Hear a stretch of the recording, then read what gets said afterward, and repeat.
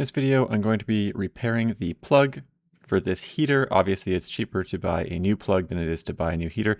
One thing to note on this is it is a polarized plug. That means that one of the prongs is larger than the other. And unfortunately, the prongs actually snapped off this thing. I thought it'd be easier to tell which side was which just by looking at how the prongs snapped off the plug.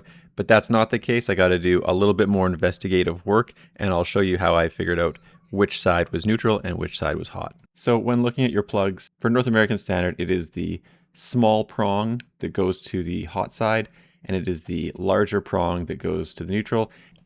And obviously, if you have a outlet like I do right here, you could very easily verify which is the hot side and which is the neutral side, just based on the outlets you're using in your house. To get the damaged plug end off, I'm just using the cutting side of some pliers, but you could obviously use something else like side cutters to do this as well.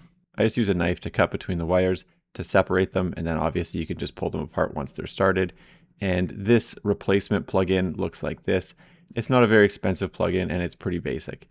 There's obviously a hot, which is the copper screw, and a neutral, in this case, which is the silver screw. For stripping the wires back, I just use this Irwin wire stripper, and then they are braided, which is a bit of a pain, and obviously I just give it a twist to keep the wires together. When you strip back these wires, there's no indication of which is which. It's not black and white. One way you could tell on these type of cords is often one side is ribbed, so you can see that is a rough side, and that is the neutral side of the wire, or it's supposed to be the neutral side of the wire at least. And the other side of the wire sheathing is smooth. So rough side should be neutral, smooth side should be the hot side. But I am going to take this whole thing apart and verify what's going on. So you can see there's a blue wire and a red wire. So the two black wires go in to the base of the heater and they connect to a red and a blue inside of the heater. The red is connected to the wire with the writing on it, which I assume is the hot side.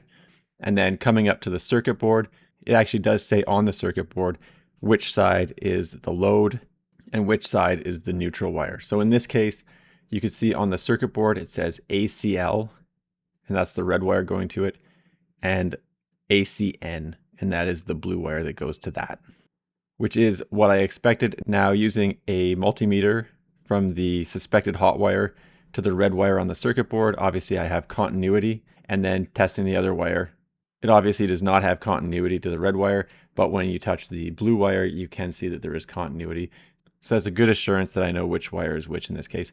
Now, I do put these wires on fairly fast in this video. However, in real life, it was a bit of a struggle to get these braided wires on because they're very loose and floppy. And just for this specific plug, it was very difficult to keep them in place while doing the screw.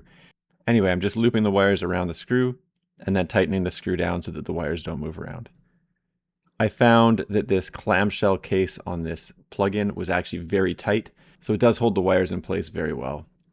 And you can see that you do need to route the wires through the plug-in a little bit so that you could actually close the top of that clamshell case. And then obviously there's just one screw that goes in, and once that's in, everything is pretty much done. And obviously I'll give it a few obligatory pulls to make sure that the wire doesn't come out. And of course, now that everything's put together, I'll plug it into the wall and make sure everything is working properly.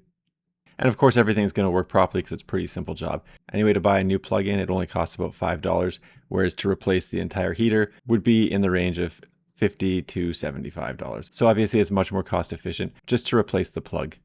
Anyway, thanks for checking out my video. Don't forget to like and subscribe.